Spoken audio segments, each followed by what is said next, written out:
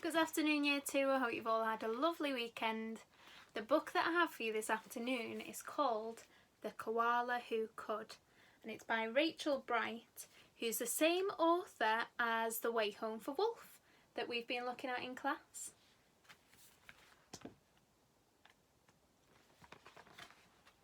In a wonderful place at the breaking of dawn, where the breezes were soft and the sunshine was warm, a place where the creatures ran wild and played free, a koala called Kevin clung to the tree. Wonder whether you can spot Kevin in the tree.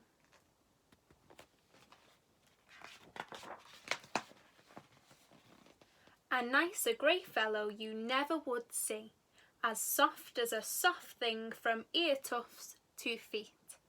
His favourite way to relax in the sun was to cling and to nap and to munch a leaf bun.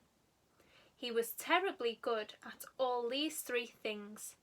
Yes, Kevin was king of the staying still kings. Looks pretty cosy in that tree, doesn't he? You see, high up was safe since he liked a slow pace, while the ground down below seemed a frightening place. Too fast and too loud and too big and too strange. Nope, Kevin preferred not to move nor to change.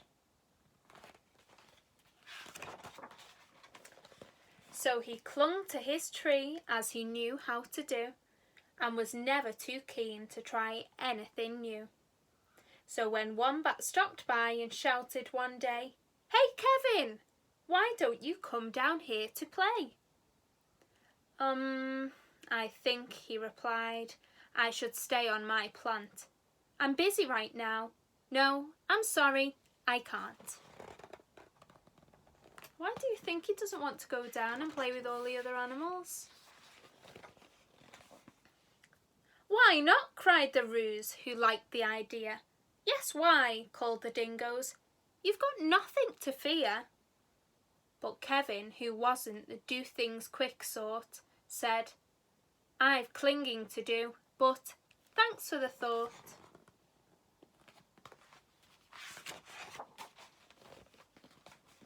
As Kevin sat watching them chatter and share, a part of him wished he could join them down there. But he knew he'd miss home in the dark and the late. The whole thing was risky. Adventure could wait. Whatever the invite, he'd always say no. Oh dear, it seemed Kevin couldn't let go.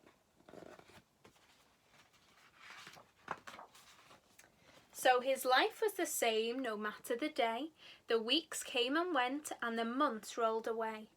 And Kevin stayed still while the world moved around until he awoke to a worrying sound.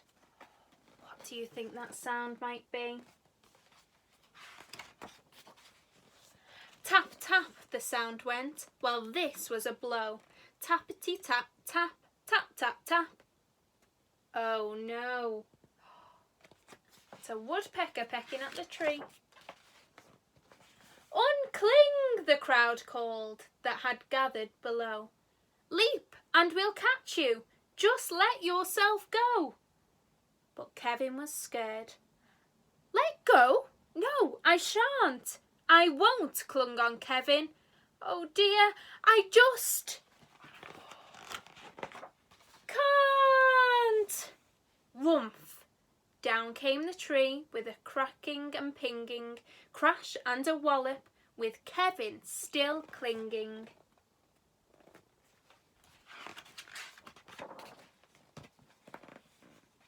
Kevin, he carefully opened one eye and looked up at the love staring down from the sky.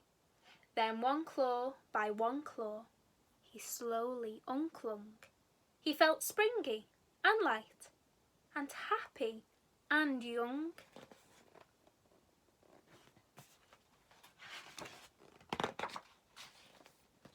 The worst he could think of had now come to pass. And he was just fine. Why, he felt quite first class. So when Wombat held out a most welcoming paw, Kevin, he didn't hold back any more. How do you think he's feeling now?